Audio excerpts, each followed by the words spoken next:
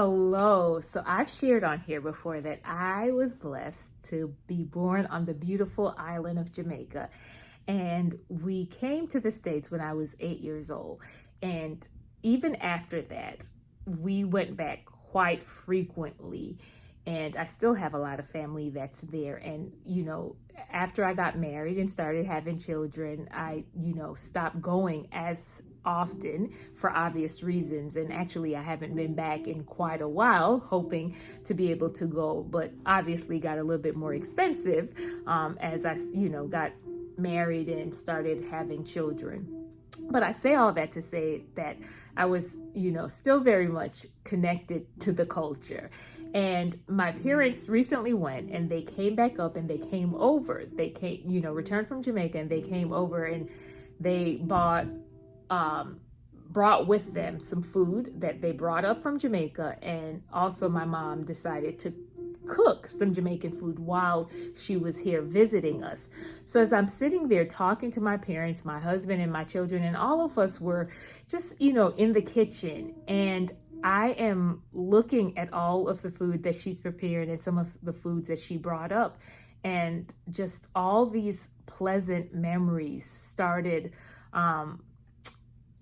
just flooding my brain. And I realized in the moment that I wasn't necessarily craving the foods that she was preparing. It was more I was craving the memories that was associated with those specific food.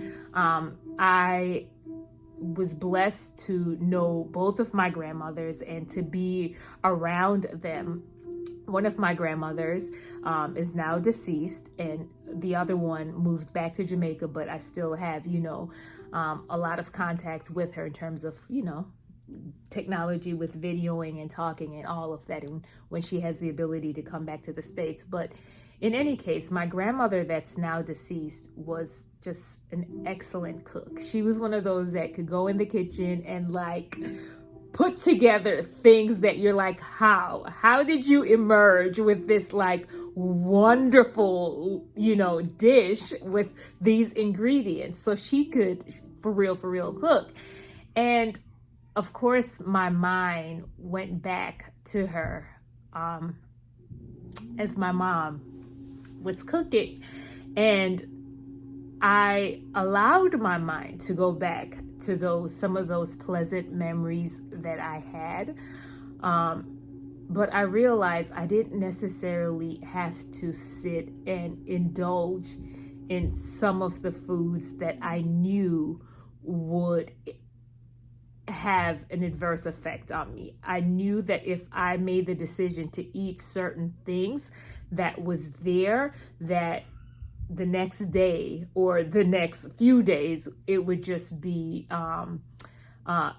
just not a good response from my body. So I chose in the moment not to make any grand announcement about what I was and wasn't going to eat, because I had my other food there and I was prepared. And, I didn't dismiss myself from the fellowship because it was my husband, my parents, and the children. All of us are sitting around talking. And I ate, I had some burgers and I think some lamb, and I'm eating. And I did because one of the things that my mom brought up, for those of you that are Jamaican, was ackee and saltfish. She had cooked that. And, so I did go ahead and have a spoonful, and I was okay with just having a spoonful and stopping there and not keep on going. And what I did was, as I was sitting there eating, I was able to still relive some of those memories, because the memories wasn't necessarily about the food itself. The memories were more about the people that I shared those foods with, the people who prepared those foods for me, right? Mainly, like I was saying earlier, my grandmother. So I didn't feel like, I couldn't really fully enjoy the moment because I can't eat the food, because even though I can't necessarily or chose not to eat the food, the memory's still in my heart. So I was okay with that. And then I was thinking about it the next day when I woke up and just being like, okay, yes. Thankfully, I didn't eat what was set, some of the things that were there, because that could have been like catastrophic. But I was thinking about it the next day, and we had such a good time just fellowshipping and talking, with my parents and just laughing together. I thought, man, I didn't give in to eating some of those foods in the name of reliving a memory. And it was still a sweet time. And I still remembered my grandmother, and my mind still wandered back to, my childhood in Jamaica. And I also thought about the fact that the previous night, I had an opportunity to create even newer memories, right?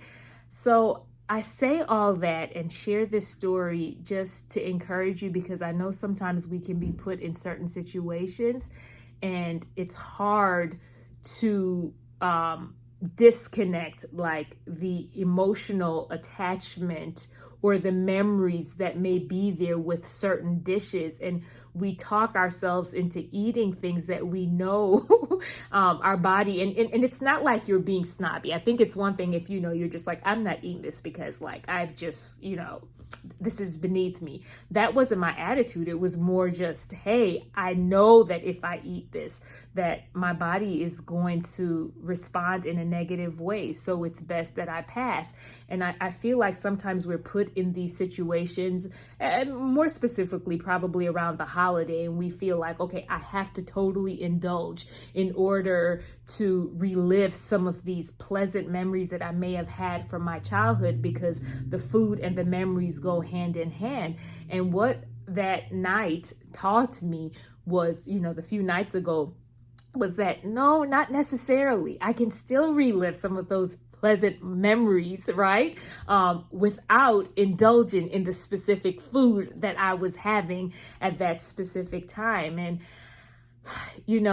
so much to be said about this, because I think when it comes to eating in this journey, it's almost like I'm playing a psychologist, right? You become like this psychologist where you're just kind of like, oh, I see the connections here. I see what's going on. And I can just think about, even before starting carnivore, and even some of my just experiences that I had with eating certain things, and how it was so deeply connected to like just where I was emotionally or what I wanted to experience again, and not in the moment, not realizing really what was going on, right? So I just want to encourage you to really stop and think through some of the food choices that you make, especially when you know that eating certain things, it's not beneficial. It doesn't dismiss in any way the memories that may have come, from the time period that you were eating those foods. It doesn't make it, how can I say this? It wasn't like I was dishonoring my grandmother or my childhood in any way by not eating those things. And so let's be careful, because I think sometimes, and I don't know if this is even the right way to say it, I think sometimes we can guilt our own selves into eating things that we know we shouldn't, in the name, again, of reliving a memory. So I feel like I keep on saying this over and over again. So I think that that's a good cue that I should wrap up here. But I just, again, just wanted to share this with you to just encourage you if this is something that you struggle with. And again, just ending on this note, know that you also have opportunities in this season, as you've cultivated like eating habits that may work better for your body, that you can create new memories even with this new season, right, that you're in. All right, you be blessed.